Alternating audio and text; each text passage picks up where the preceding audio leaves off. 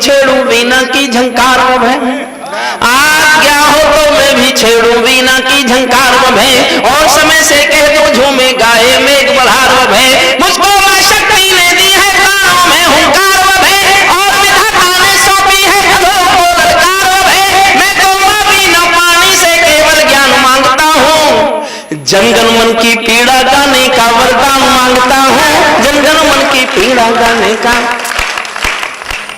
देखिए ये कोई गर्भोक्ति नहीं है। मैंने 29 साल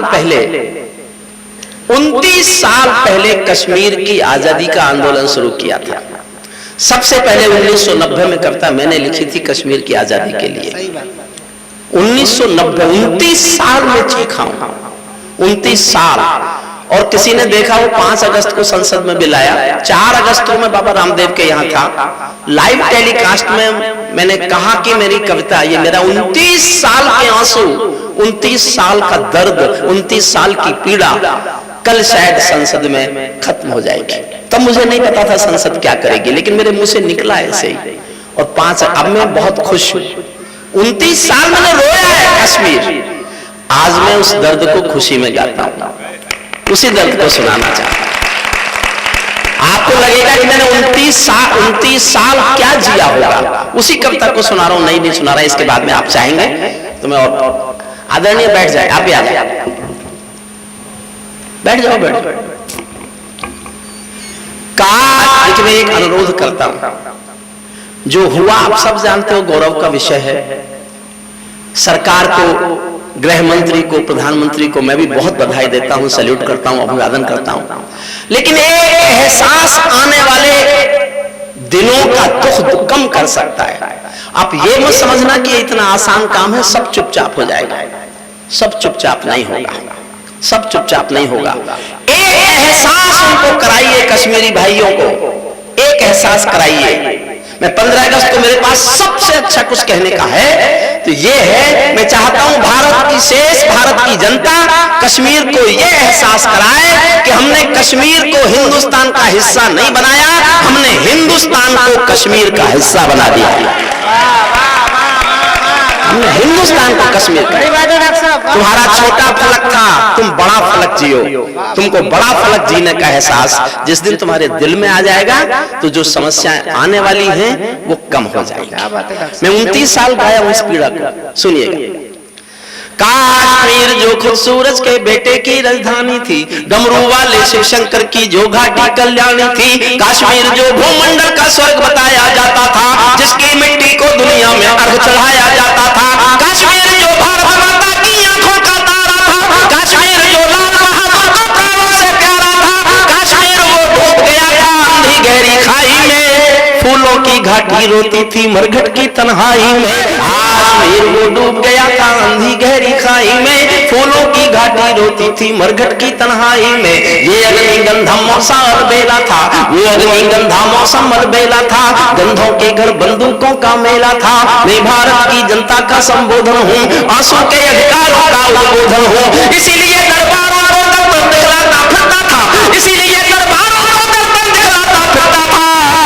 मेघालय घाटी के दिल की धड़कन गाना फिरता था, मेघालय घाटी के दिल की धड़कन गाता। हमने नारों में गाया था सब कश्मीर हमारा है, हमने नारों में गाया था सब कश्मीर हमारा है, हमने नारों में गाया था सब कश्मीर हमारा है। जब जब छूकर देखा है, जब जब भी छूकर देखा है, चोटी में अंगारा है। कश्मीर था जहां तमंचे थे केसर की क्यारी में, कश्मीर था जहां रोना था बच्चों की किलकारी में, कश्मीर था जहां तिरंगे झंडे फहराए जाते थे, 47 के बंटवारे के घाट उठाए जाते थे, कश्मीर था जहां हौसलों के दिल तोड़े जाते थे, खुदगर्जी में जेलों से हत्यारे छोड़े जाते थे, खुदगर्जी में जेलों से हत्यारे, खुदगर्जी में जेलों से हत्यारे छोड़े जाते थे। अपहरणों की रोज कहानी होती थी, अपहरणों की रोज कहानी होती थी, धरती मैया पानी पानी होती थी, जेलों की लहरें भी आंसू लगती थी, गजलों की बहरें भी आंसू लगती थी। मैं आंखों के पानी को ललकार बनाता फिरता था, मैं आंखों के पानी को ललकार बनाता फिरता था, मेघालय घाटी के दिल की धड़कन गाता फिरता था, मेघालय घाटी के दिल की धड़कन। कश्मीर था जहां गर्द में चंदा सूरज तारे थे, झरनों का पानी रक्तिम था, झीलों में अंगारे थे। कश्मीर था जहां फिजाएं घायल दिखती रहती थी, गर्म हवाएं घाटी का राशिफल लिखती रहती थी। कश्मीर था जहां विदेशी समीकरण गहराते थे, गैरों के झंडे भारत की भूमि पर लहराते थे। कश्मीर था जहां हमारा राष्ट्रगान शर्मिंदा था, भारत मां को गाली देकर भी खलनायक जिंदा था। कश्मीर था जहां देश का शीश झुकाया जाता था, मस्जिद में गद्दारों को खाना भिजवाया जाता था, मंदिर में गद्दारों को खाना भिजवाया। गूंगा बहरापन ओढ़े सिंहासन था, भूले लगड़े संकल्पों का आसन था। फूलों की घाटी लाशों की मंडी थी, फूलों की घासी लाशों मैं इस कोढ़ी कायरता की लाश उठाता फिरता था। मेघायल घाटी के दिल की धड़कन गाता फिरता था, मेघायल घाटी के दिल की धड़कन गाता। और दर्द सुनिए, हमको दो आंसू नहीं आते थे अनहोनी घटना पर। अजीब देश था ये। आप सब जानते हैं 1990 में 4 लाख विस्थापित कश्मीरी पंडित हुए, वहां से 4 लाख लोगों को मार पीट के निकाल दिया, उनकी महिलाओं के साथ बलात्कार किया गया, और ये देश चुप था। इससे बड़ी मॉब लिंचिंग दुनिया में कोई हुई है क्या कि 4 लाख लोग निकाल दिया जाए किसी सूबे से? आज एक मॉब लिंचिंग को इशू बनाते हैं। सुनिए क्या क्या था। हमको दो आंसू नहीं आते थे अनहोनी घटना पर, थोड़ी सी चर्चा होती थी बहुत बड़ी दुर्घटना पर। राजमहल को शर्म नहीं थी घायल होती छाती पर, भारत माता बादल लिखा था श्रीनगर की छाती पर, मन करता था फूल चढ़ाता लोकतंत्र की अर्थी पर। भारत के बेटे निर्वासित हो गए अपनी धरती पर, भारत के बेटे निर्वासित हो गए अपनी धरती पर। वे घाटी से खेल रहे थे गैरों के बलबूतों पर, जिनकी नाक टिकी रहती थी पाकिस्तानी जूतों पर। कश्मीर को बंटवारे का धंधा बना रहे थे वे, जुगनू को बैसाखी देकर चंदा बना रहे थे वे, फिर भी खून से हाथों को न्योता था धरभारों का। जैसे सूरज की किरणों पर कर्जा हो अंधियारों का, जैसे सूरज की किरणों पर कर्जा हो अंधियारों। एक चंद जोश में सुनना, मैं जोश में पढ़ूंगा, आप जोश में सुनना। और विष्णु, मैं जनता से अनुरोध करता हूं तुम्हारी तरह, मैं जानता हूं बहुत प्यारे लोग हैं, मैं हालांकि कम आया हूं कानपुर में। अगर आपको मैं चाहता हूं कि मैं जितना जोश में पढ़ूं आप उससे ज्यादा जोश में सुन लेना। मैं इस बात में हारना चाहता हूं आपसे कि मेरे पढ़ने में जोश कम था और आपके सुनने में जोश ज्यादा था। मैं ये हार लेके जाना चाहता हूं आपके यहां से, ये मेरी जीत होगी। छंद सुनना। जब चौराहों पर हत्यारे महिमा मंडित होते थे, आतंकवादी मारे जाते थे तो जलसा निकलता था उनके लिए मातम मनाया जाता था, जुलूस निकलते थे। जब चौराहों पर हत्यारे महिमा मंडित होते थे, भारत मां की मर्यादा के जोश चाहता हूं साहब लगे कि मैंने ठीक बोला है तो ही जोश में सुनना। जब चौराहों पर हत्यारे महिमा मंडित होते थे, भारत माता की जब चौराहों पर हत्यारे महिमा मंडित होते थे, भारत माता के अस्मत के मंजर खंडित होते थे। जब कुछ भारत के नारे थे गुलबर्गा की गलियों में, शिमला समझौता चलता था बंदूकों की नलियों में, तो केवल आवश्यकता थी हिम्मत की खुददारी की। दिल्ली ने केवल 2 दिन की मोहलत की तैयारी की, सेना को आदेश थमाया था कि गैर नहीं होगी। लाइन सुनना साहब, मैं जिस लाइन पर बात चाहता हूं 15 अगस्त को सुनने। सेना को आदेश थमाया था कि गैर नहीं होगी, जहां तिरंगा नहीं मिलेगा उनकी खैर नहीं होगी, जहां तिरंगा नहीं मिलेगा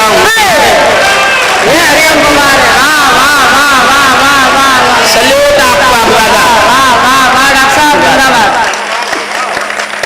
अमरनाथ को गाली दी थी भीख मिले हथियारों ने, जिनको भारत की धरती ना भाती हो, भारत के झंडों से बदबू आती हो, जिन लोगों ने मां का आंचल फाड़ा था, दूध भरे सीने में चाकू गाड़ा था, मैं उनको चौराहों पर फांसी चढ़वाता फिरता था, मेघायल घाटी के दिल की धड़कन गाता फिरता था, मेघायल घाटी के दिल की धड़कन। अंतिम छंद सुनाता हूं इसका तक। अमरनाथ को गाली दी थी भीख मिले हथियारों ने, कितनी बार बाधा डाली गई। अमरनाथ को गाली दी थी भीख मिले हथियारों ने, चांद सितारे टांक लिए थे खून लिपि दीवारों ने, इसीलिए नाकाम रही थी कोशिश सभी उजालों की, क्योंकि ये सब कठपुतली थे रावलपिंडी वालों की, क्योंकि ये सब कठपुतली थे रावलपिंडी वालों की। अंतिम में चुनौती दे दो सीमा पार पड़ोसी को, अब कहते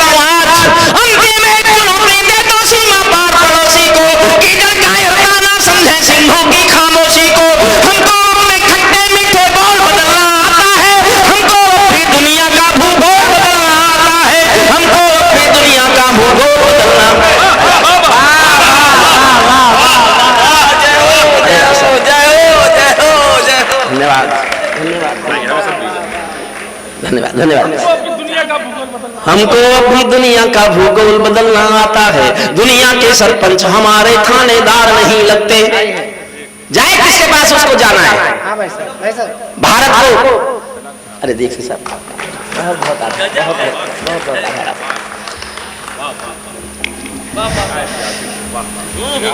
पति हो तो ऐसे। आप सौभाग्यशाली हैं प्रतिमा जी, हालांकि आपका कहना तो शायद कम ही मानते होंगे जितना मेरा अनुमान है, लेकिन आपके काम में जिस तरह से आपके साथ खड़े हुए हैं, दुनिया के सरपंच हमारे थाने, मत चिंता करो किसी की, दुनिया के सरपंच हमारे थानेदार नहीं लगते, भारत की प्रभुसत्ता के कोई ठेकेदार नहीं लगते, तीर हमारे तने कमानों वाले जिस दिन छोड़ेंगे, जैसे ढाका तोड़ दिया लाहौर कराची तोड़ेंगे, जैसे ढाका तोड़ दिया लाहौर, जैसे ढाका तोड़ दिया लाहौर कराची तोड़ेंगे। हर संकट का हल मत पूछो आसमान के तारों से, सरकार से कह रहा हूं आज, हर संकट का हल मत पूछो आसमान के तारों से, सूरज किरणें कर लेता है ढल के चांद सितारों से, पंचाली के चीरहरण पर जो छुपाए जाते हैं, इतिहासों के पन्नों में वो सब कायर कहलाते हैं, इतिहासों के पन्नों में वो सब कायर कहलाते हैं। अर्ध सदी की सब भूलों का समाधान हो जाने दो, अर्ध सदी की सब भूलों का समाधान हो जाने दो, सब समझौते मरे पड़े हैं पिंडदान हो जाने दो, पर्वत को बाजू में तोड़ो शोले भरो निगाहों में, आंसू की पूजा मत करना बलिदानों की राहों में, तुम भी सीमा रेखा तोड़ो आगे बढ़ जे नाद करो, 48 में खोया था जो कश्मीर आजाद करो, 48 में खोया था जो कश्मीर, 48 में खोया था। मेरे से रुका नहीं जा रहा, मैं मोदी जी की थोड़ी तारीफ कर दूं। मैंने ये काम कभी नहीं किया, 40 साल में स्थायी विपक्ष बन के रहा, मैंने जीवन भर किसी के प्रशंसा में नहीं लिखा। मैं श्रद्धेय वाजपेयी साहब को बहुत मानता था, उनके पैर छूता था, मैं जीवन में केवल एक राजनेता के पैर छुए, मैंने अटल बिहारी वाजपेयी जी के, और मुझे लगता था उसके पैर छूकर एहसास होता है कि किसी देवता के, लेकिन मैंने सबसे सख्त कविताएं अपने जीवन की उन्हीं की सरकार के खिलाफ लिखी। मैंने शिखर वार्ता का विरोध किया, मैंने विमान अपहरण की समस्या को जिस तरह निपटाया मैंने उसका विरोध किया। इन्होंने कहा था 14 बजे जब आए थे कि और कुछ करूं ना करूं तुझे खिलाफ तो नहीं लिखने दूंगा, और ये सच है कि बहुत मौका नहीं दिया, बहुत मौका नहीं दिया। मैंने मौके बहुत खोजे लेकिन नहीं मिला। मैं आपको एक कविता सुनाता हूं जिसमें तारीफ नहीं है, सचमुच तारीफ नहीं है, लेकिन विरोध भी नहीं है। अगर तारीफ का एक शब्द नहीं है तो विरोध का भी एक शब्द नहीं है, एक भी शब्द नहीं है। एक आध लाइन आखिरी है, उतना पक्षपात तो भारत में चलता है। और अब तो मुझे लगता है मैंने पहले ली थी, लेकिन अब मुझे लगता है मैंने गलत नहीं लिखा था। मैं ताजों के लिए समर्पण वंदन गीत नहीं गाता, दरबारों के लिए कभी अभिनंदन गीत नहीं गाता, कौन भले हो जाऊं लेकिन मौन नहीं हो सकता मैं। देखिए, मैं ताली बजवाने के लिए ऐसे रास्ते मेरे पास बहुत हैं कि आप खड़े होकर बजाएं, लेकिन इस उम्र में वो अच्छा नहीं लगता। इस उम्र में जिम्मेदारी यह है कि शब्दों पर ही ताली नहीं बजवा सको तो कोई और रास्ता मत अपनाओ ताली बजवाने के लिए। क्या बात है डॉक्टर साहब, वाह वाह वाह वाह। वरना साहब ये कोई गर्भोक्ति नहीं है। मेरे छोटे भाई जानते हैं, हिंदुस्तान के कवि सम्मेलनों में तालियों के पहाड़ परंपरा जिन्होंने शुरू की उनमें एक मैं भी हूं। कितने ऊंचे पहाड़ तालियों के हो सकते हैं, बनाने वालों में मेरा भी नाम लिखा जाएगा। लेकिन इस उम्र के साथ मैं चाहता हूं अब केवल कविता से भी ताली बज सके तो ठीक, वरना ताली का मोह छोड़ देना चाहिए। मैं मन मांगता हूं आपको एक लाइन में आपको लगे हरिओम कुमार दिखता है तो बहुत मन से ताली बजाना, फिर पढ़ता हूं सुनना। मैं ताजों के लिए समर्पण वंदन गीत नहीं गाता, मैं ताजों के लिए समर्पण वंदन गीत नहीं गाता, दरबारों के लिए कभी अभिनंदन गीत नहीं गाता, गाँव भले हो जाऊं लेकिन मौन नहीं हो सकता मैं, पुत्र मोह में शस्त्र त्याग कर द्रोण नहीं हो सकता मैं। सल्यूट आपका, अभिवादन, बहुत बहुत अभिवादन आपका। पुत्र मोह में शस्त्र त्याग कर द्रोण नहीं हो सकता मैं, कितने ही पहरे बैठा दो मेरी तुध निगाहों पर, मैं दिल्ली से बात करूंगा भीड़ भरे चौराहों पर, मैं गाथा वाचन करता हूँ सिंहासन परिवर्तन की, अच्छे दिन आने वाले हैं नारों के आकर्षण की, कभी किसी भी प्रलोभन में मेरी कलम नहीं दिखती और किसी भी डर के आगे दिन को रात नहीं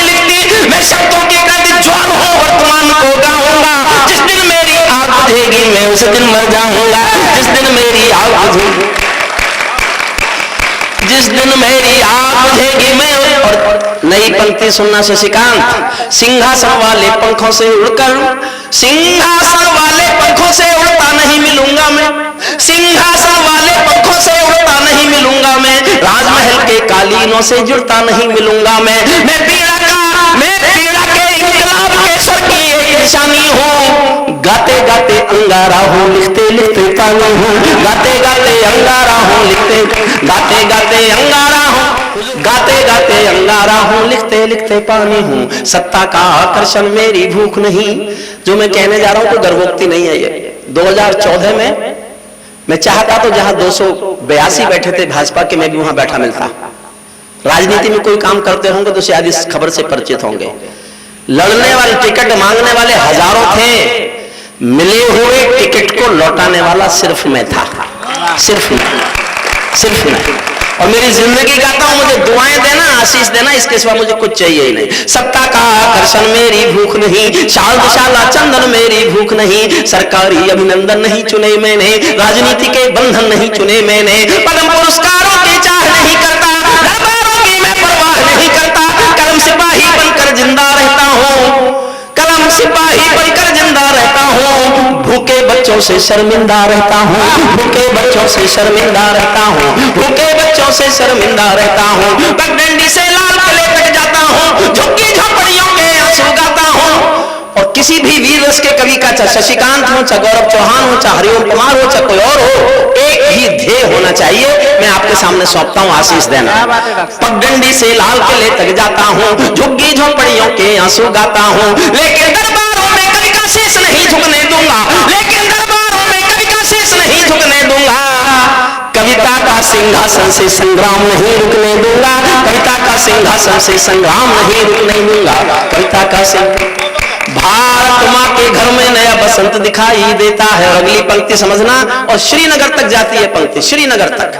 भारत माँ के घर में नया बसंत दिखाई देता है, वंशवाद की परंपरा का अंत दिखाई देता है, वंशवाद की परंपरा वहां ज्यादा थी, यहां से भी, इधर से भी ज्यादा थी उधर। इस देश में अजीब नारे, मोदी हो तो मुमकिन है और वो है तो मुश्किल है। इस नारे को आगे बढ़ाया किसी ने, क्यों? वो ही मुश्किल है। वंशवाद की परंपरा का अंत दिखाई देता है, भारत माँ के घर में नया। और मैं किस दिन से फैन हुआ मोदी जी का, एक ही बात पर फैन हो गया, दिल कवि का, आत्मा कवि की, भावुकता कवि की एक चीज से प्रभावित हो जाती है। और आपको लगा हो मैं जिस चीज से बहुत प्रभावित हुआ वो एक ही कारण था, सुनना मन से।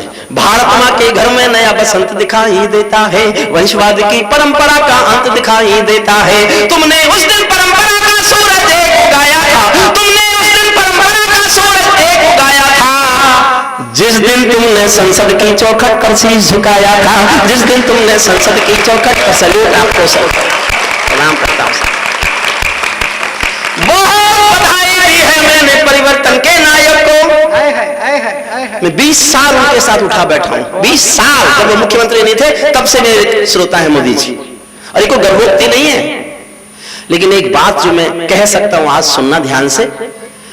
अगर उस आदमी को देखते देखते जिसके साथ आप उठते बैठते थे, जिसके साथ आप आराम से मित्र की तरह चाय पी लेते थे, वो देखते देखते देश का सबसे बड़ा आदमी हो जाए, तो फिर उससे आपका क्या रिश्ता है, ये तय करने का हक उस बड़े आदमी पर मत छोड़ना, ये तय तुम करना कि तुम्हारा उससे क्या रिश्ता है। मैंने ज्ञान बांटा है क्योंकि मैं थोड़ा पढ़ा लिखा कवि हूं, इनकी तरह तो हुई नहीं। हंस रहे इस बात के ऊपर। अरे आप आश्चर्य, हमारे बैठे लॉ के आदमी हैं मुकेश श्रीवास्तव जी, मैंने 30 साल पहले LLD की थी, LLD 30 साल। शशिकांत ने फोन करके पूछा भाई साहब क्या किया, मैंने कहा LLD, तो मुझसे बोला B.Ed नहीं कर सकते थे। मुझे उस दिन पता चला कि इस बिहार से टॉप इसने भी किया है। तो मैं जो कह रहा हूं बहुत समझदारी की बात कर रहा हूं, सुनना। और मुझे आशीष देना साहब, आपने विष्णु को, आपका लोकल कवि मान लिया गौरव चौहान, कानपुर वालों, यहाँ शादी हो गई तेरी, ये गलती अगर कानपुर वालों ने कर ली तो इसका कितना कर्जा लेगा। पता नहीं। मेरा एक दोस्त है दिनेश रघुवंशी, उसकी शादी मेरठ में हुई। जब भी मेरठ में आता, मेरी मेरठ में शादी हुई है, मेरी मेरठ में शादी हुई है, रोज हमें चढ़ाता था, रोज चढ़ाता था। मैंने एक दिन कहा, देख भाई, हम तो मेरठ वाले उदार लोग हैं, हमने तो रावण को भी बेटी दे दी थी। मंदोदरी मेरठ की थी, तो इसलिए गौरव ये ज्यादा बोला मत कर। यहाँ ऐसे भी होंगे जिनको पता होगा कि हमारा दामाद अच्छा नहीं है। सुनिए, मैं 4 पंक्ति पढ़ रहा हूं। ये आशीष मांगता हूं मैं कानपुर की श्रेष्ठ जनता से, प्रतिमा दीक्षित इस सदन में, सभा में जो भी सुधी लोग हैं, ध्यान से सुनना और आपको लगे ये हक बनता है मेरा कि मुझे इस पंक्तियों पर आशीष मिलना चाहिए, तो ये आशीष देना। तुमने उस दिन परंपरा का सूरज एक उगाया था, जिस दिन तुमने संसद की चौखट पर शीश झुकाया था। बहुत बधाई दी है मैंने परिवर्तन के नायक को, बहुत बधाई देता हूं मैं परिवर्तन के नायक को, लेकिन कैसे मर जाने दूंगा आंसू के गायक को। आप के जननायक हो, मैं पीड़ा का गायक हूँ। आप राजपथ के नायक हो, मैं जनपद का नायक हूँ। आप राजपथ के नायक हो, मैं जनपद का नायक हूँ। निर्वाचन ने सौंपा है सम्मान तुम्हारे हाथों में, निर्वाचन जोश देना, निर्वाचन ने सौंपा है सम्मान तुम्हारे हाथों में। लोकतंत्र की मां संसद का मान तुम्हारे हाथों में, संविधान के पालन का मान तुम्हारे हाथों में, तिलक गोखले गांधी का वरदान तुम्हारे हाथों में, अमर तिरंगे की सौंपी है शान तुम्हारे हाथों में। सौंप दिया है पूरा हिंदुस्तान तुम्हारे हाथों में, सौंप दिया है पूरा हिंदुस्तान, सौंप दिया है पूरा हिंदुस्तान तुम्हारे। अच्छी सी लाइन सुनना, जनादेश में आज आपकी सबसे ऊंची थाती है, जनादेश, जनादेश में आज आपकी सबसे ऊंची थाती है। दिया तुम्हारा तेल तुम्हारा और तुम्हारी बाती है, दिया तुम्हारा तेल तुम्हारा और तुम्हारी बाती है। आज आपके कर कमलों में टूटी हुई कमान नहीं, आज आपके कर कमलों में टूटी हुई कमान नहीं, और पदों के नीचे कोई गिरता हुआ मचान नहीं। आज आपके ऊपर नभे नीचे ठोस धरातल है, और आपकी सौगंधों में गंगा मैया का जल है, और आपकी सौगंधों में गंगा। इसका अंतिम छंद पढ़ता हूं मैं आपको। ये सौगंध तुम्हारी है मैं देश नहीं बिकने दूंगा, ये नारे थे उनके। ये सौगंध तुम्हारी है मैं देश नहीं बिकने दूंगा, देश नहीं मिटने दूंगा, मैं देश नहीं झुकने दूंगा। है मेरा विश्वास कभी सौगंध नहीं तोड़ोगे तुम, भारत मां की सेवा का अनबन नहीं छोड़ोगे तुम। ऐसा कुछ कर जाओ पूरा देश देखता रह जाए, देश नहीं भूमंडल का परिवेश देखता। मैंने लिखा था कर दिया।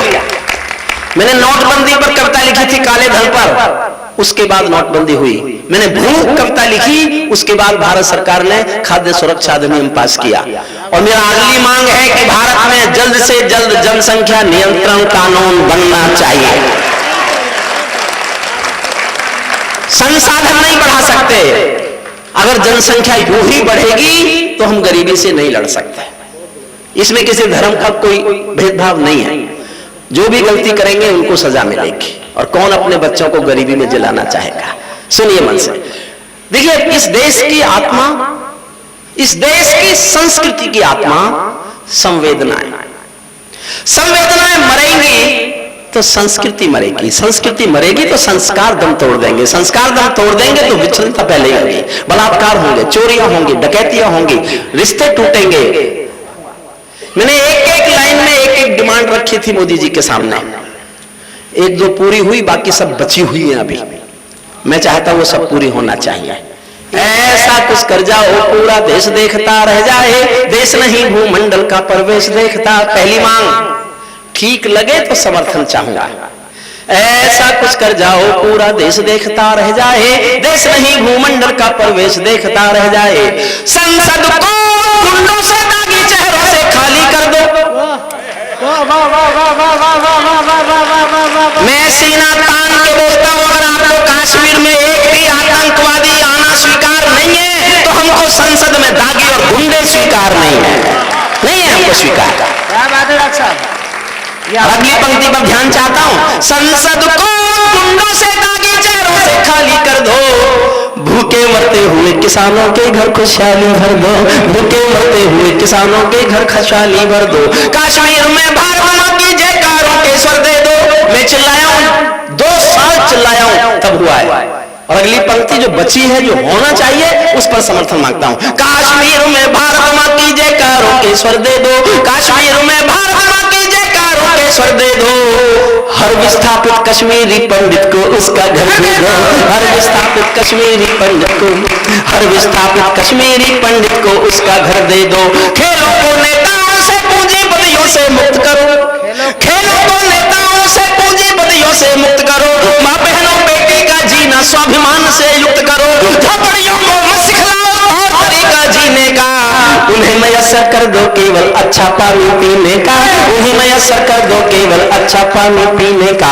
नंगे बदल लिए फिरते हैं ख्वाहिश एक लंगोटी की, नंगे बदल लिए फिरते हैं ख्वाहिश एक लंगोटी की, खाली पेट लिए बैठे हैं उम्मीदें दो रोटी की, कहीं भूख से कोई बच्चा मर ना जाए याद रहे, 10 करोड़ भूखी पीढ़ी की याद तुम्हें फरियाद रहे। तुम चाहो तो भारत के घर घर को देवालय दे दो, तुम चाहो तो भारत के घर घर को देवालय दे दो, लेकिन सबसे पहले झोपड़ियों को शौचालय दे दो, लेकिन सबसे पहले झोपड़ ये दिए, ये कुछ मांगे पूरी हुई कुछ नहीं हुई, ऐसा कुछ कर जाओ पूरा देश देखता रह जाए, देश नहीं भूमंडल का परिवेश देखता। साहब 5 अगस्त को मोदी कैसे लगे ये मैं बताता हूँ, स्वागत भाई साहब। ये मेरे जीवन का परिवर्तन है। शशिकांत यादव, मैं मजबूर हूं, सचमुच मैंने चैनल पर बोला कि मैं सैल्यूट करता हूं मोदी जी को और गृह मंत्री जी को, अभी भी नहीं करूंगा तो ये अहंकार कहलाएगा। क्या बात है भाई साहब। 40 साल गुजार दिए, वाजपेयी साहब नहीं लिखवा पाए मेरे से अपनी प्रशंसा में कविता, लेकिन मुझे मोदी जी ने मजबूर किया कि मैं 2-4 लाइन तो लिखूं जो मुझे सच लगती हैं, और आपको भी लगे कि ये सच है तो समर्थन करना, वरना ये समझ लेना कि मेरे भीतर भी कोई लोभ जाग गया है। मुझे कुछ भी हो सकता है, मुझे कोई लोभ नहीं आकर्षित कर सकता, ये आप विश्वास कर लीजिएगा। कोई पद, कोई परंपरा, कोई प्रतिष्ठा, कोई कुछ भी मुझे प्रभावित नहीं करता, केवल जनता के प्यार के सिवा मुझे कुछ चाहिए ही नहीं। मेरी कोई जिम्मेदारी नहीं है, एक यूनिवर्सिटी से retired dean of the faculty हूं, लॉ फैकल्टी, 40 साल कानून पढ़ाया है मैंने, इतनी सारी पेंशन मुझे मिल जाती है, मेरी कार घोड़ा गाड़ी नौकर का काम चल जाता है, बाकी सब तो फिर जनता दे देती है पैसा। अच्छा, कई बार हेमंत ने भी पूछा, कई बार लोग पूछते तू इतना पैसा क्यों लेता है? मैं आज बता रहा हूं दिल से, ये कोई बताने का विषय नहीं है। मैं 850 गरीब बच्चे पढ़ाता हूं, 850, और ये सब कभी लोग जानते हैं, सब कभी लोग जानते हैं, लेकिन परिचय में इसलिए नहीं बताते कि इसको इस बात की और तालियां मिलेंगी। आप विश्वास कीजिए साहब, मेरा जी 15 अगस्त है, मेरा मन केवल सत्य बोलने को हो रहा है। मेरे छोटे भाई हैं जिनको मैं बहुत प्यार करता हूं, हंसी में हम लोग ऐसी इधर उधर की बातें करते रहते हैं। मैंने एक बड़ी नौकरी की, देश के तथाकथित महंगे कवियों में हूं, इसके बावजूद मेरे पास अपनी एक झोपड़ी भी नहीं है, एक झोपड़ी भी अपनी नहीं है मेरे पास। जो कॉलेज ने मुझे मकान दिया था, अभी भी उसी मकान को मैंने खाली नहीं किया। मेरे छोटा भाई की पत्नी प्रोफेसर है, वो मकान उसके नाम हो गया, तो मैं उसका किराएदार बनकर उसी मकान में रह रहा हूं। और मुझसे कई बार पूछते घर नहीं बनाएगा, मैंने कहा नहीं बनाऊंगा, मैं इन गरीब बच्चों की आंखों में अपना घर तलाशता हूं, मैं जिनके घर बनाना चाहता हूं। बड़ा काम है भाई। ये सब पैसा वहां खर्च होता है, मेरे ऊपर खर्च नहीं होता। मेरी कोई खान पीन की आदतें ऐसी है नहीं जैसी शशिकांत की है, हालांकि इसकी भी ऐसी है जैसी मेरी है। आपने हमको सिखाया ही नहीं कुछ खाना। कुछ सीखना है तो विष्णु से सीखो, तुम्हें सारे गुण सिखा देगा, गीत भी सिखा देगा। वो तो और बाबा रामदेव है। बाबा के साथ काम करता हूं, मुझे उनके कुछ काम अच्छे लगते हैं इसलिए उनके साथ काम करता हूं। स्वागत भाई साहब। उनका व्यापार से मेरा कोई लेना देना नहीं है। बाकी उनके जो सांस्कृतिक कार्यक्रम है, बहुत पता नहीं है लोगों को, वो अपने विज्ञापन तो देते हैं, दंत क्रांति का विज्ञापन देंगे। मैं बाबा से लड़ता हूं इस बात के ऊपर कि तुम जो और काम कर रहे हो उनके ऐड क्यों नहीं देते।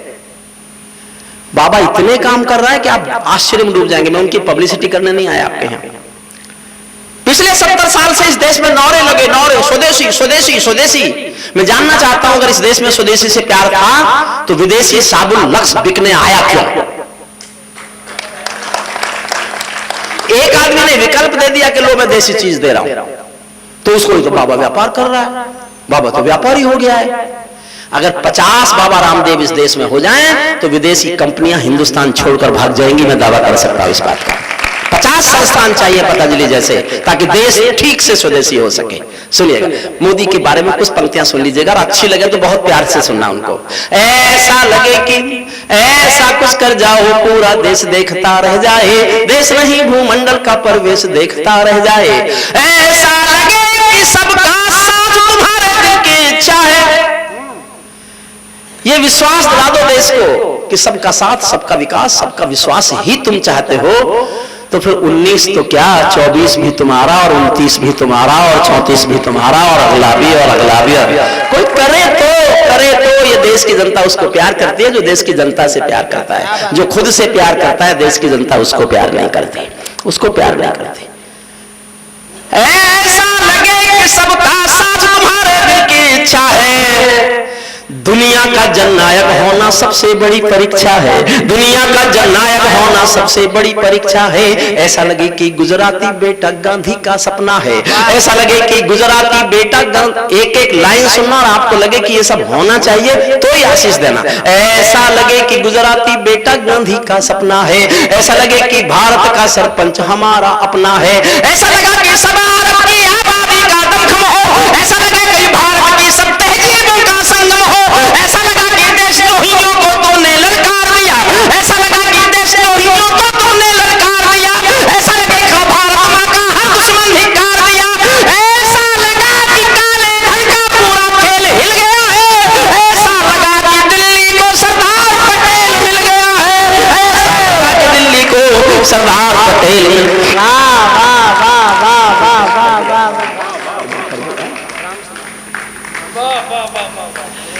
देखिए, एक कविता सुनाने का मन कर रहा है मेरा आज जी।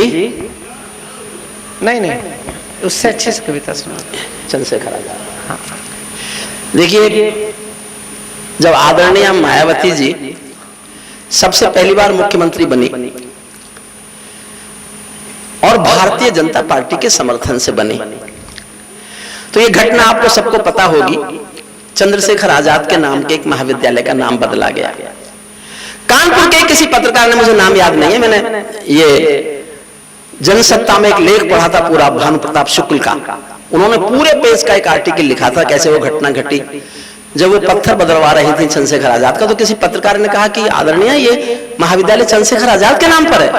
तो उन्होंने गुस्से में घूम के कहा, कौन चंद्रशेखर आजाद? वो आतंकवादी? सरेआम राजनीति ने चंद्रशेखर आजाद को आतंकवादी कहा और राजनीति चुप रही। मैं हरिद्वार में था, मैंने वो लेख पढ़ा भानु प्रताप शुक्ल जी का। फिर मैं उनसे मिलने गया कि कहीं इसमें कोई झूठ फूट ना हो।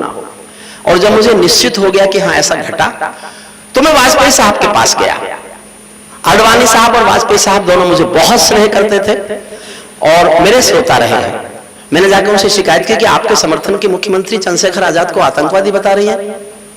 तो बोले, जैसी उनकी आदत थी, चुप। मैंने 3-4 बार खाक कुरेदा तो बोले, तू क्या चाहता है? क्या हम इस बात पर सरकार गिरा दें? मैं कहा मत गिराओ, बहुत दिन के लिए आप गिर लोगे। तब के बाद अब आए तब के बाद मैं आडवाणी जी के पास गया, उन्होंने कोई जवाब नहीं दिया। तो मैं उन दोनों से कह के चलाया कि साहब आपका चुप रहना मजबूरी हो सकती है, मैं जनता का कवि हूं, मेरा चुप रहना मजबूरी नहीं है। मैं एक कविता लेकर जनता के बीच जा रहा हूं। और अभी बंगाल में 8वीं क्लास की किताब में सामाजिक विज्ञान में खुदीराम बोस को आतंकवादी लिखा गया है। जिस बच्चे को थोड़ी सी उम्र में फांसी हो गई थी, उस बच्चे को आतंकवादी सामाजिक विज्ञान की 8वीं क्लास की किताब में ममता बनर्जी की सरकार ने। शिकायतें हुई तो नहीं बताया, अभी मुझे पता चला है कि ममता बनर्जी ने आदेश दिया है, इंक्वायरी बिठाई है, किताबें वापस मांगा ली गई हैं, ऐसी कोई सूचना मिली है। पंजाब के अंदर इतिहास में छपा, ये शहीद आतंकवादी, भगत सिंह आतंकवादी।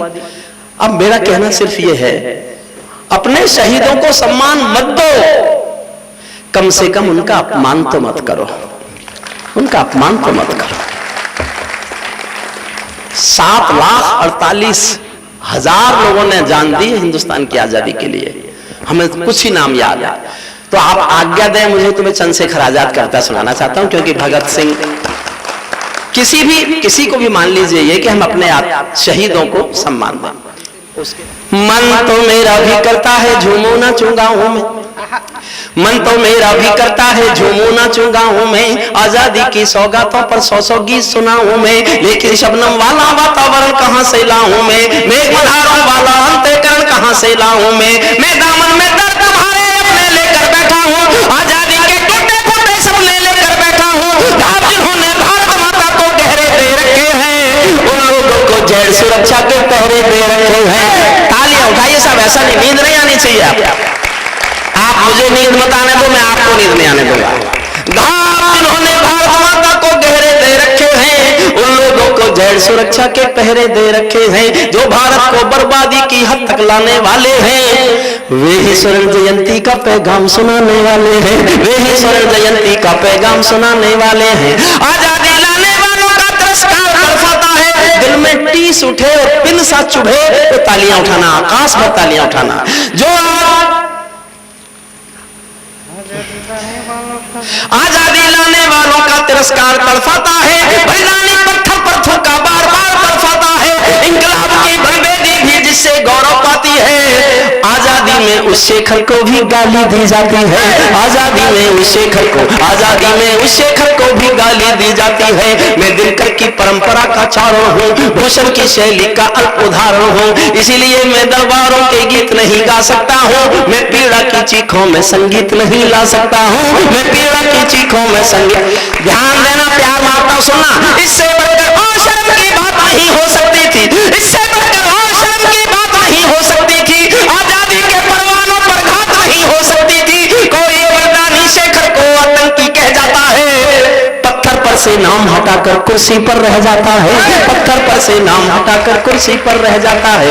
गाली की भी कोई सीमा है, कोई मर्यादा है, गाली की भी कोई सीमा है, कोई मर्यादा है। ये घटना तो देशद्रोह की परिभाषा से ज्यादा है, मेरी आंखों में पानी है, सीने में चिंगारी है, राजनीति ने कुर्बानी के दिल पर ठोकर मारी है। सारे वतन पुरोधा चौथे कोई कहीं नहीं बोला, सारे वतन पुरोधा चौथे कोई कहीं नहीं बोला, लेकिन कोई ये ना समझे कोई खून नहीं खोला, लेकिन कोई ये ना समझे। कविता का सौंदर्य केवल यह है जब चंद्रशेखर आजाद को आतंकवादी कहा जा रहा होगा, शहीदों की आत्मा सुन रही होगी, शहीद सुन रहे होंगे, सब उनके दिल पर क्या बीती होगी, इस सौंदर्य को आपके सामने गाना चाहता हूं, सुनना। सारे वतन पुरोधा चुप थे, कोई कहीं नहीं बोला, लेकिन कोई ये ना समझे कोई खून नहीं खोला, सुनकर बलिदानी बेटों का धीरज डोल गया होगा, मंगल पांडे फिर शोणित की भाषा बोल गया होगा, मंगल पांडे फिर शोणित की भाषा बोल गया होगा, सुनकर हिंद महासागर की लहरें तड़प गई होंगी, सुनकर हिंद महासागर की लहरें तड़प गई होंगी, शायद इस्माइल की गजलों की बहरें तड़प गई होंगी, नील गगन में कोई उछल तारा टूट गया होगा, अशफाकुल्लाह की आंखों में लावा फूट गया होगा, अशफाकुल्लाह की आंखों में लावा फूट गया होगा, अशफाकुल्लाह की आंखों में लावा फूट गया होगा, भारत भूख पर मरने वाला टोला भी रोया होगा, भगत सिंह का रंग बसंती चोला भी रोया होगा, चुपके चुपके रोया होगा संगम तीरथ का पानी, चुपके चुपके रोया होगा संगम तीरथ का पानी, आंसू आंसू रोई होगी धरती की चूनरधानी, एक समंदर रोई होगी भगत सिंह की कुर्बानी। क्या ये ही सुनने की खातिर फांसी झूले सेनानी, क्या ये ही सुनने की खातिर फांसी, क्या ये ही सुनने की खातिर। और सब में गुस्सा दिखाना चाहता था, बहुत क्रोध था मुझमें। हम जाट लोगों के डीएनए में भी कमी होती है, उनमें गुस्सा बहुत होता है, कई बार फालतू का होता है, मूर्खता का होता है। मैं आपको उदाहरण दूं, हरियाणा के 30 बच्चे मर गए गोली खा के, आरक्षण का आंदोलन चलाया कि हम कमजोर हैं, हमको आरक्षण दे दो। बसों में आग लगा दी, प्रॉपर्टी को नष्ट कर दिया, 30 बच्चों ने गोली लगवा ली और सरकार से कहा हमारी ताकत से टकराना मत, तुम हमारी ताकत नहीं जानते, हमें कमजोर समझ के आरक्षण दे दो। कि दुनिया में सुना आपने ऐसा? ताकत का एहसास करा के कहो हमें कमजोर मान लो। सुप्रीम कोर्ट ने कहा हमें मालूम है तुम बहुत ताकतवर हो, इसलिए आरक्षण नहीं मिलेगा। मूर्ख, अच्छा मेरी भी मूर्खता है, मेरे से मूर्खता, मैंने मूर्खता की हो तो मूर्खता, लेकिन मुझे जब गुस्सा आया उसको दिखाता कैसे। स्वागत भी है। और साहब मैं आपसे आखिरी बार अनुरोध कर रहा हूं, हाथ जोड़कर, आपको मेरा गुस्सा दिखाने का तरीका पसंद आ जाए तो मुझे एक बार इतने प्यार से, इतनी तालियों से नवाज देना कि मैं जीवन में कभी ना भूलूं कि मैं भाई हेमंत पांडे के कार्यक्रम में आया था। स्वागत भैया। हेमंत पांडे ने बहुत प्यार से बुलाया, पहली बार उसने कहा, मैं उससे मना नहीं कर सका, वरना 15 अगस्त पे तो वीर रस के कवि को भी कहीं भी साई मिल सकती थी। कम से कम ये वीर रस के कवि 15 अगस्त 26 जनवरी को काम आते हैं, बाकी तो 14 फरवरी का कवि विष्णु सक्सेना ही काम आता है देश को। मन से अच्छा लगे आपको मेरा गुस्सा जायज है तो मुझे बहुत प्यार का एहसास कराना। मन से भी अनुरोध करता हूँ, शशिकांत से भी और आप सबसे भी। चुपके चुपके रोया होगा संगम तीरथ का पानी, आंसू आंसू रोई होगी धरती की चूनर धानी, एक समंदर रोई होगी भगत सिंह की कुर्बानी, क्या ये ही सुनने की खातिर फांसी झूले सेनानी। जहां हमारे आजाद मार्ग के पत्ते खड़ गए होंगे, जहां हमारे आजाद मार्ग के पत्ते खड़ गए होंगे, कहीं स्वर्ग में शेखर जी के बाजू फड़ गए होंगे, शायद पिस्तौल उठा लेने की इच्छा जाग गई होगी, फिर पिस्तौल उठा लेने की इच्छा, फिर पिस्तौल उठा लेने की इच्छा जाग गई। शेखर महायज्ञ का नायक गौरव भारत भूखा है, जिसका भारत की जनता से रिश्ता आज लहू का है, जिसके जीवन के दर्शन ने हिम्मत को परिभाषा दी, जिसके पिस्टल की गोली ने इंकलाब को भाषा दी, जिसने धरा गुलामी वाली गर्दन के तर कर डाली, आजादी के हवन कुंड की अग्नि चेतर कर डाली, जिसके कारण त्याग अलौकिक माता के आंगन में था, इकलौता बेटा होकर भी आजादी के रंग में था, जिसको खूनी मेहंदी से भी दहेज जाना आता था, आजादी का योद्धा केवल चले चले ना खाता था। अब तो नेता पर्वत सर के शहरों को खा जाते हैं और बोलों के शिलान्यास में नहरों को खा जाते हैं, और बोलों के शिलान्यास में नहरों को। वाह वाह वाह डॉक्टर साहब जिंदाबाद। जब जब भारत की नदियों में कर बहता पानी है, तब तब शेखर अमरकांत की जलती एक कहानी है, आजादी के कारण जो गोरों से बहुत लड़ी है जी, शेखर की पिस्तौल किसी तीरथ से बहुत बड़ी है जी, शेखर की पिस्तौल किसी तीरथ से, और 2 लाइन और प्यार मारिए, शेखर की पिस्तौल किसी तीरथ से बहुत बड़ी है जी। आजादी का ये जो मंदिर खड़ा हुआ होगा, आजादी का ये जो भी मंदिर खड़ा हुआ है जी, शेखर इसकी बुनियाद के नीचे गड़ा हुआ है जी, शेखर इसकी बुनियाद। जो सीने पर गोली खाने को आगे, 1 मिनट की कविता और बची, जो सीने पर गोली खाने को आगे बढ़ जाते थे, भारत माता की जय कहकर फांसी पर चढ़ जाते। खत्म करता हूँ, ये केवल 1 मिनट की बची है। कुछ निवेदन है मेरे, उनको बिना किए जाऊंगा, मुझे लगेगा मैं अधूरा चला आया, भूल गया मैंने भगवान राम नहीं देखे, मैंने भगवान कृष्ण भी नहीं देखे, होंगे जरूर जब मानते हैं सनातनी की हैं तो हैं, होंगे हमारे रक्षक देवता भी होंगे, लेकिन मैंने नहीं देखे साहब। मैंने अपने वो रक्षक देवता देखे हैं जो वर्दी पहनकर सीमा पर खड़े हैं, देश की रक्षा कर रहे हैं, मैं उनको सल्यूट करना चाहता हूं, वो मेरे लिए रक्षक देवता है। 2-3 निवेदन है। आप सब साल में एक दिन पिकनिक जाते होंगे, कहीं घूमने जाते होंगे, यात्रा करने जाते होंगे, मैं आपसे सबसे हाथ जोड़कर निवेदन करता हूं दीक्षित जी, आपके आसपास कोई बेटा शहीद हुआ होगा, आपके आसपास ऐसा कोई परिवार होगा जिसमें से कोई बेटा देश के लिए कुर्बान हो गया है, साल में एक दिन उसके घर जाकर उसके परिवार वालों का हालचाल पूछ लीजिए, बस केवल हालचाल पूछ लीजिए, उसको ये लगे देश हमारे साथ। क्या बात है। हमारा एक छोटा भाई है अशोक चारण, उसने एक बहुत श्रेष्ठ बात कही है, दुनिया का अमीर से अमीर आदमी, टाटा, बिरला, डालमिया, बिल गेट्स, कोई भी किसी को नौकरी दे और ये कहे कि मैं तुमको जो कहोगे तनख्वाह दूंगा, लाख दूंगा, 2 लाख दूंगा, 5 लाख दूंगा, लेकिन तुमको मेरे लिए मरना पड़ेगा। दुनिया का कोई भी अमीर आदमी एक नौकर नहीं ढूंढ सकता इस शर्त पर कि तुमको मेरे लिए मरना पड़ेगा। केवल फौजी है जो ये जानता है उसको देश के लिए मरना पड़ेगा, फिर भी वो देश की नौकरी करता है। एक और छोटा निवेदन है मेरा हाथ जोड़कर, आपको किसी बस अड्डे पर, किसी रेलवे स्टेशन पर, किसी हवाई अड्डे पर कोई फौजी वर्दी में जाता हुआ दिखाई दे, खड़े होकर ताली बजाकर उसका सम्मान करो, उसको लगे कि पूरा हिंदुस्तान उसके साथ खड़ा हुआ है, उसके साथ। और तीसरा अनुरोध मेरा भारत सरकार से मैंने लिख के भेजा है मोदी जी को, अगर भगवान करे हमारा एक ही बेटा तिरंगे में लिपट के ना आए, कोई शहीद हो ही नहीं, लेकिन ऐसा नहीं है, होंगे, होते रहेंगे, तो उनको दी जाने वाली सरकारी मदद में भेदभाव नहीं होना चाहिए। महाराष्ट्र का बेटा शहीद हुआ तो 5 लाख, यूपी का शहीद हुआ तो 25 लाख, झारखंड का शहीद हुआ तो 10 लाख। शहादत देने वाले बेटों को सरकारी मिलने वाली मदद में भेदभाव नहीं होना चाहिए, शहादत में बंटवारा मत कीजिएगा। सबने देश के लिए जान दी है, सबको मिलने वाली मदद बराबर होना चाहिए। महाराष्ट्र में इन्होंने बताया 1 करोड़ अमीर लोग हैं महाराष्ट्र के, वो उन्होंने अपने अपने हिसाब से, सबका बराबर होना चाहिए, वो सब सरकारों केंद्र को दे और केंद्र उनको मदद दे। अंतिम पंक्तियां पढ़ देता हूं। मैंने सचमुच बहुत लिखा है, मैंने इतना सैनिकों पे लिखा है। क्या ये देश उन्हीं का है जो सीमा पर मर जाते हैं, अपना खून बहाकर टीका सरहद पर कर जाते हैं? ऐसा युद्ध वतन की खातिर सबको लड़ना पड़ता है, संकट की घड़ियों में सबको सैनिक बनना पड़ता है। जो भी कौम वतन की खातिर मरने को तैयार नहीं, उसकी संतति को आजादी जीने का अधिकार नहीं। वाह वाह वाह वाह। समाप्त करता हूं। कविता साहब आपने बहुत अच्छा सुना, बहुत अच्छा, बहुत बहुत प्रणाम आपको। जो सीमा पर, जो सीने पर गोली खाने को आगे, आज तो याद कर लो 15 अगस्त, जो सीने पर गोली खाने को आगे बढ़ जाते थे, भारत माता की जय कहकर फांसी पर चढ़ जाते थे, जिन बेटों ने आजादी के लिए जवानी दे डाली, आजादी के हवन कुंड के लिए कहानी दे डाली। दूर गगन के तारे उनके नाम दिखाई देते हैं, दूर गगन के तारे उनके नाम दिखाई देते हैं, उनके स्मारक भी चारों धाम दिखाई देते हैं, उनके स्मारक भी चारों धाम दिखाई देते हैं। वे देवों की लोकसभा के अंगन में बैठे होंगे। किसी ने पूछा वो कहां, और जो उनको गाली दे रहे थे वो कहां? मगर गाली देने वालों का मुझे पता नहीं, मैं उनका बता सकता हूं वो कहां है। मैं उनका पता बता रहा हूं, आपको नोट कर लो। वे देवों की लोकसभा के अंगन में बैठे होंगे, वे देवों की लोकसभा के अंगन में बैठे होंगे, वे सतरंगी इंद्रधनुष के रंग बने बैठे होंगे।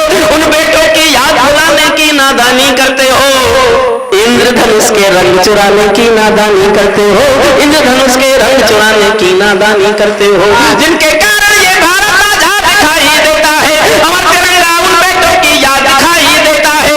उनका नाम जुबां पर लो तो पलकों को झपका लेना, उनकी यादों के पत्थर पर 2 आंसू टपका देना, उनकी यादों के पत्थर पर 2 आंसू टपका देना।